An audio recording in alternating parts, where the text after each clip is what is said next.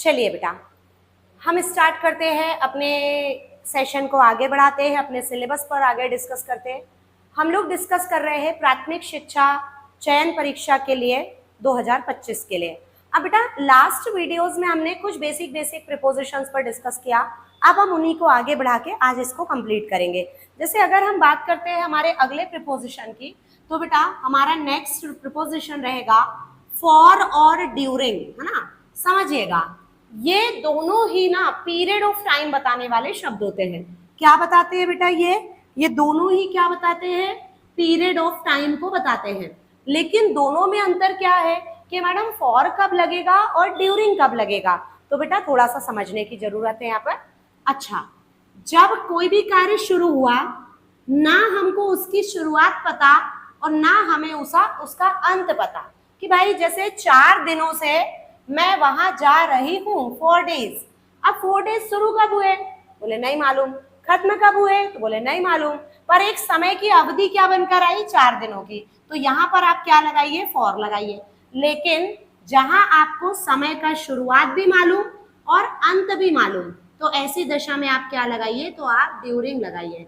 जैसे हम कह सकते हैं कि अप्रैल के ड्यूरिंग ऐसा हुआ, ड्यूरिंग अप्रैल। तो भैया अप्रैल स्टार्ट कब होता है? 1 तारीख को। कंप्लीट कब होता है अप्रैल? तो 30 अप्रैल को ये कंप्लीट हो जाता है। तो हमें इसका शुरुआत भी पता और अंत भी पता, तो ऐसी दशा में हम क्या कहेंगे? हम कहेंगे ड्यूरिंग। समय का शुरुआत भी पता हो, अंत भी पता हो, वहां पे हम ड्यूरिंग कहेंगे। जहां पर समय का ना शुरुआत पता ना अंत पता, वहां पर क्या कहेंगे? तो वहां पर हम फॉर कहेंगे।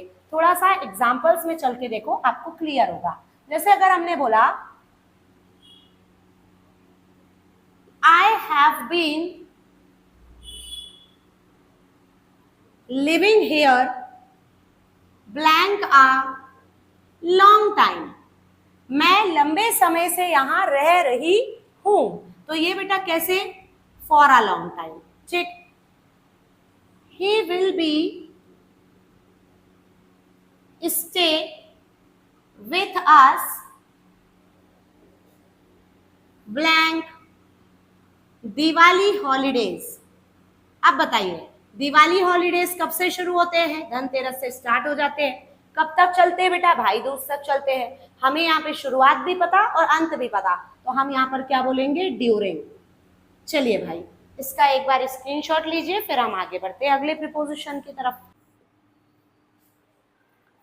चलिए भाई, नेक्स्ट हमारा प्रीपोजिशन रहेगा बेटा ऑफ और ऑफ।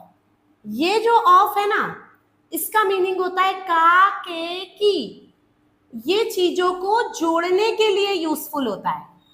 और ओ डबल एफ ऑफ का मीनिंग बंद के सेंस में भी आता है और किसी भी कार्य को तोड़ने के लिए। जैसे हमने बोला कल संडे है और संडे को आपकी क्लास ऑफ रहेगी, तो आपका क्लास से कनेक्शन कैसा हुआ बेटा? टूट गया। जैसे हमने बोला ये वाला ऑफ, ये जोड़ेगा काके की। हमने बोला पेजेस ऑफ बुक्स, किताब के पन्ने, तो किताब से पन्नों का संबंध जुड़ा। तो जहां जोड़ना हो तो ओ एफ ऑफ का यूज कीजिए, और जहां तोड़ने या बंद होने की बात होती है तो अब क्या यूज कीजिए? O double F off. जैसे हम कहते हैं स्विच ऑफ द फैन या turn off the fan, fan बंद करो, तो जैसे आप ऑफ करेंगे तो इलेक्ट्रिसिटी से फैन का कनेक्शन टूट जाएगा। तो जब बात कनेक्शन को तोड़ने की हो तो ओ डबल एफ ऑफ लगाया जाता है, और जहां जोड़ने की हो तो ओ एफ ऑफ लगाया जाता है। एग्जाम्पल पर बात करते हैं। जैसे आपने बोला pages of book, students of this institute. ऐसे ही इज ऑफ ड्यूटी टुडे, तो यहां पर क्या आ जाएगा? Off. It will be off tomorrow, यहां पर भी क्या आ गया? ऑफ। कल बंद रहेगा, it will be off tomorrow. He is off duty today, वो आज छुट्टी पर है। छुट्टी पर है तो उसका कार्य से कनेक्शन टूट गया है, तो कनेक्शन तोड़ने के लिए हम क्या यूज कर? आप स्क्रीनशॉट लीजिए, फिर हम आगे बढ़ते हैं, अगले प्रीपोजिशंस पर चलते हैं।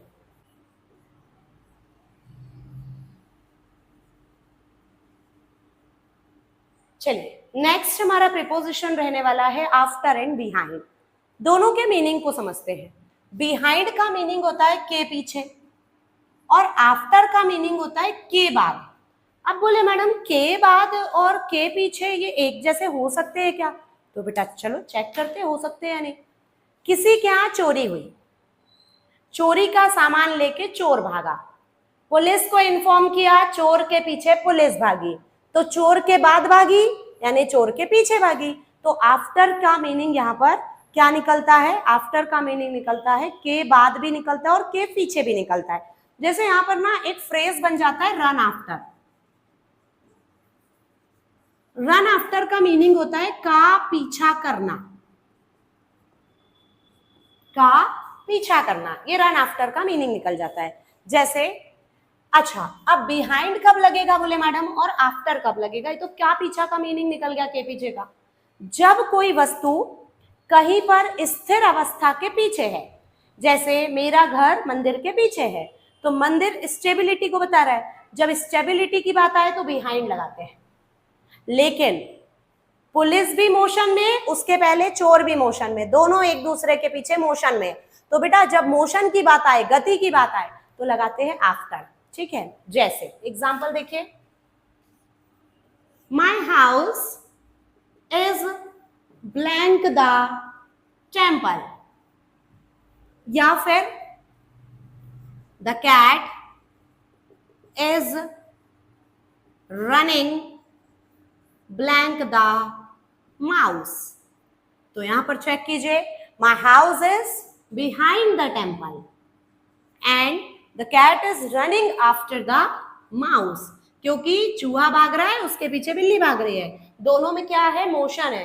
तो जब बात मोशन की होती है ना, तब आफ्टर लगता है के पीछे के सेंस में, और जब बात स्थिर अवस्था की होती है, स्टेबिलिटी की होती है, तो आपको क्या लगाना है? तो आपको बिहाइंड लगाना है। क्लियर बेटा?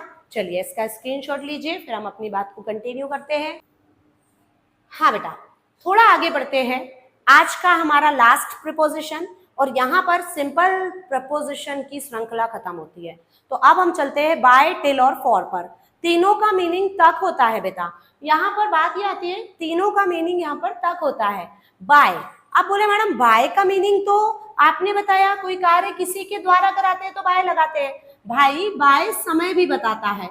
समय में मीनिंग आता है के पहले तक, के पहले तक की बात करना हो, और आपको यदि पॉइंट ऑफ टाइम बताना हो, कैसा समय होना चाहिए? Point of time. तो यहां पर क्या लगाना है? बाय। जैसे अगर हमने बोला मैं मंडे के पहले पहले तक ही आ जाऊंगा, I will come back by Monday. Monday कैसा टाइम है? पॉइंट ऑफ टाइम है। अब बात आती है टिल की। एक और देख लो टिल को। टिल का मीनिंग तक होता है भाई। बाय का तो के पहले तक होता है, लेकिन टिल का मीनिंग तक होता है। अब बात होती है कि तक में और पहले के पहले तक में क्या अंतर है? तो भैया जब लास्ट पॉसिबल टाइम बोला मंडे, तो मंडे तक, लेकिन मंडे के पहले पहले तक बोला तो संडे भी हो सकता है, सैटरडे भी हो सकता है। तो चलिए टिल का मीनिंग तक है, परंतु तक के अर्थ में ये भी क्या बताता है? तो ये भी पॉइंट ऑफ टाइम बताता है। तो हम ऐसा बोलेंगे कि वह सोमवार तक वहां रुकेगा, he will stay there till Monday. Monday कैसा टाइम है भाई? Point of time. Point of time को लेकर तक का मीनिंग देना हो तो हम क्या लगाएंगे? टिल लगाएंगे। लास्ट हमारा प्रीपोजिशन रहेगा फॉर। फॉर जो है तक का मीनिंग तो देता है बेटा, लेकिन ये पीरियड ऑफ टाइम बताता है, ये पॉइंट ऑफ टाइम नहीं बताता है। तो हमने बोला ही lived in Mumbai for 4 years। वह 4 सालों तक मुंबई में रहा। कितने समय तक रहा? 4 सालों तक। 4 साल शुरू कब हुए नहीं मालूम, कंप्लीट कब हुए नहीं मालूम, पर 4 सालों का एक अवधि बना जिसे हमने कहा पीरियड ऑफ टाइम। तो हमने प्रीपोजिशन क्या लिया, फॉर लिया। तो प्रीपोजिशन की बात यहाँ पर जो सिंपल प्रीपोजिशंस को हमने कंप्लीट किया बेटा।